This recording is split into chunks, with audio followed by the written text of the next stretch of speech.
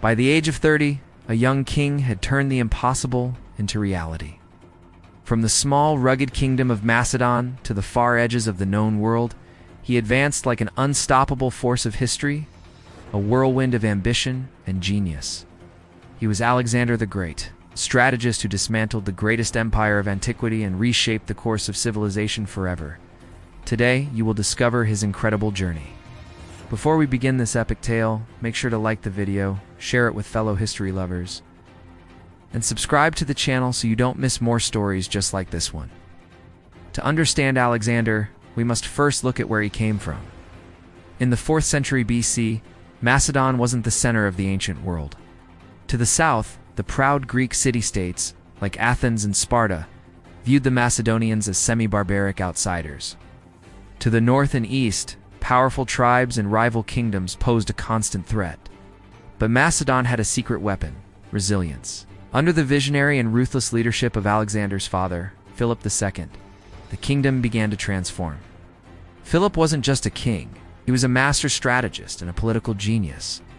He reorganized the Macedonian army, introducing the fearsome sarissa, a pike so long it created an impenetrable wall of spear points.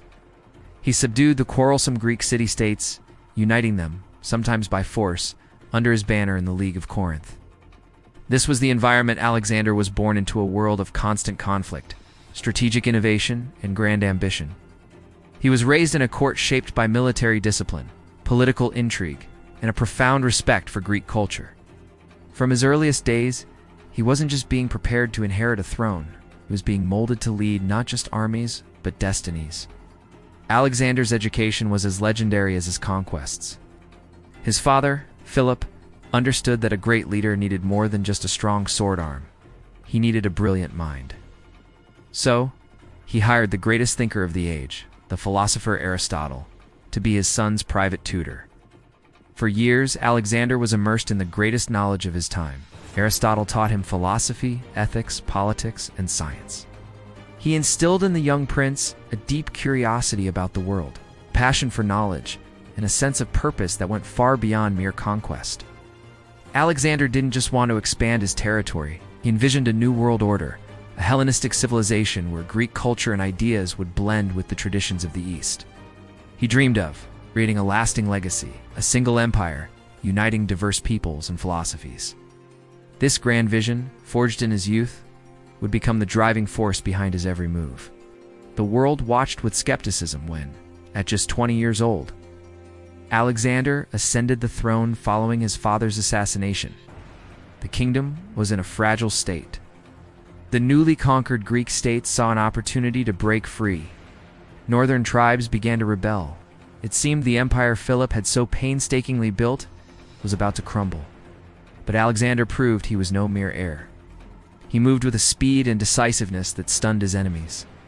He marched his army south, crushing the rebellion in Thebes so utterly that it sent a chilling message across Greece. Then he turned north, securing his borders against barbarian incursions. In just 2 years, he had not only solidified his father's empire, but had also proven himself a natural leader, capable of swift, decisive, and often ruthless action. With Greece secure behind him, his gaze turned east, toward the prize his father had always dreamed of: the mighty Persian Empire. The Achaemenid Persian Empire was the superpower of its day. It was vast, wealthy, and ancient, stretching from the Aegean Sea to the Indus River. Its cities, like Babylon, Susa, and Persepolis, shone with unimaginable splendor, culture, and administrative strength. Its armies were massive, drawing soldiers from dozens of different nations. For generations, it had been the dominant force in the known world. Facing such a power with a small Macedonian army seemed like madness. It was an act of audacious, almost arrogant ambition. Yet where others saw an insurmountable obstacle, Alexander saw opportunity. He saw an empire that, for all its size and wealth, had become complacent. He saw a chance to fulfill his father's mission, and, more importantly, to realize his own grand destiny. With his Greek flank secured, Alexander crossed the Hellespont into Asia Minor. His campaign was a masterclass in strategy and logistics. Every advance was carefully calculated. He understood the importance of controlling the coastline to neutralize the powerful Persian navy, so he systematically captured their port cities one by one. Alexander didn't rely on brute force or numerical superiority. Instead, he used the terrain, his army's unique formations, and incredible speed like pieces on a living chessboard. At the Battle of the Granicus, and again at Issus, he faced enormous Persian armies and won decisive victories. He showed an uncanny ability to read his opponent, to anticipate their moves, and to strike at the weakest point with overwhelming force. His companion cavalry, an elite unit he led personally, became his signature tool, a hammer to shatter enemy lines. His march wasn't just a military conquest, it was a relentless strategic advance that left the Persian king, Darius III, constantly on the defensive. The road led to Gaugamela. On a wide, flat plain, deliberately chosen by Darius to favor his massive army and scythed chariots, the fate of the Persian Empire would be decided. This was where strategic brilliance would reach its zenith. Darius had assembled an immense force from all corners of his empire, confident that his sheer numbers would crush the Macedonians. But Alexander did the unexpected.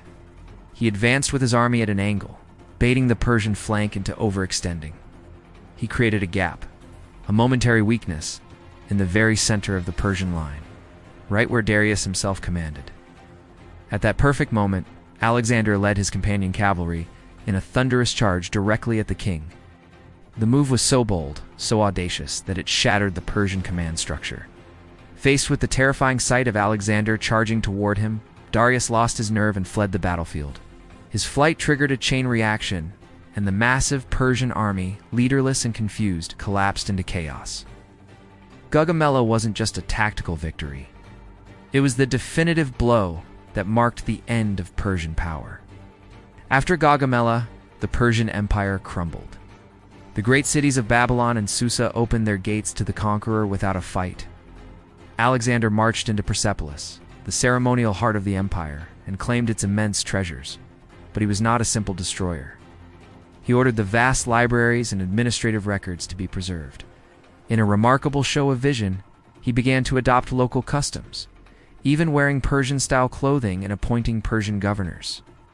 He encouraged his soldiers to marry local women, seeking to fuse the cultures of Greece and Persia.